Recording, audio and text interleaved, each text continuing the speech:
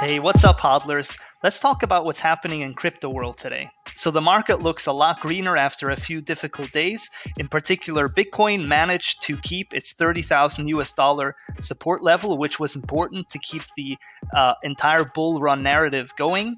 It's now at even above $32,000 and has a market dominance of 48.24%. ETH as well made substantial gains and is now looking to push past 2,000 US dollars, and many other altcoins rally together in the market too. A lot of news factored into this, in particular the B word conference, which took place yesterday. No, not that B word, the other B word, Bitcoin. And I think at the moment as well, there's an Ether conference happening in Paris, which is ending today. The B Word conference in particular, which was attended by Elon Musk and Cathie Wood from Ark Invest and Jack Dorsey from Twitter, made a lot of news. Let's have a quick listen together.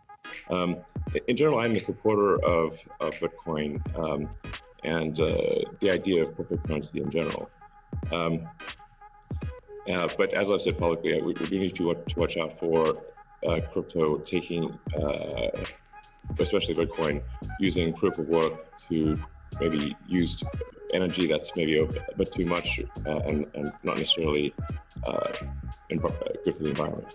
So, but on balance, I support Bitcoin, and I'm not an investor. The only publicly traded stock I own is Tesla, and the only significant thing I own outside of Tesla is my SpaceX stock that could help create both companies. So, but apart from that, I do own Bitcoin, and Tesla owns Bitcoin, SpaceX owns Bitcoin, and then I do personally own a bit of Ethereum and Dogecoin, of course.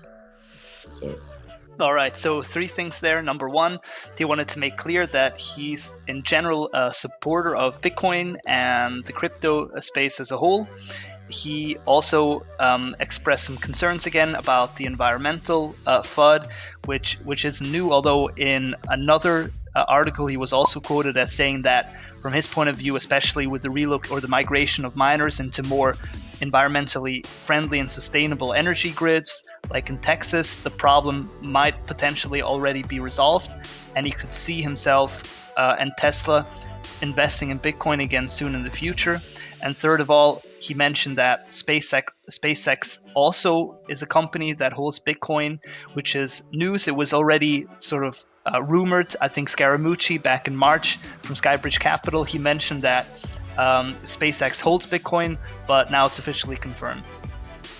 In other bullish news, the asset management firm Rothschild Investment Corporation reveals in a filing that it bought tens of thousands of shares of Grayscale's products in the last quarter. During the quarter that ended on March 31st, it's been revealed that the number of shares that Rothschild held in the Grayscale Bitcoin Trust stood at 38,346. This figure then rose to 141,405 shares by June 30th, which marks a 269% increase. Another person that bought the dip is Cathie Wood from Ark Invest. Cathie Wood is an early and large or even majority shareholder in Tesla, has huge holdings in Bitcoin, and also attended the B Word conference yesterday in an attempt to convince Elon Musk of the benefits of Bitcoin. She invested $13 million worth of GBTC shares. That's the Grayscale Bitcoin Trust, the closest thing we have to an ETF at the moment, and also invested $43 million US in so-called coin stocks, meaning Coinbase stocks. She did this in the past 2 days alone. On the flip side, Ruffer Investment Management had more bearish news. In April 2021, they revealed that Ruffer sold off all its Bitcoin holdings after investing last year, locking in a profit of $1.1 billion US. In terms of market timing, that seems to be pretty good.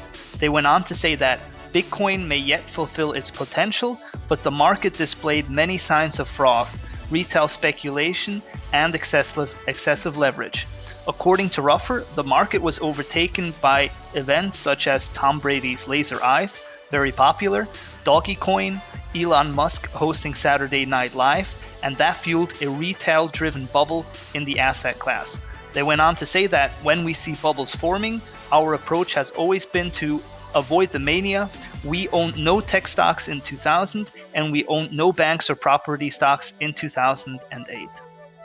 All right, that does it for me. Thank you very much for watching, and see you next time. Bye-bye.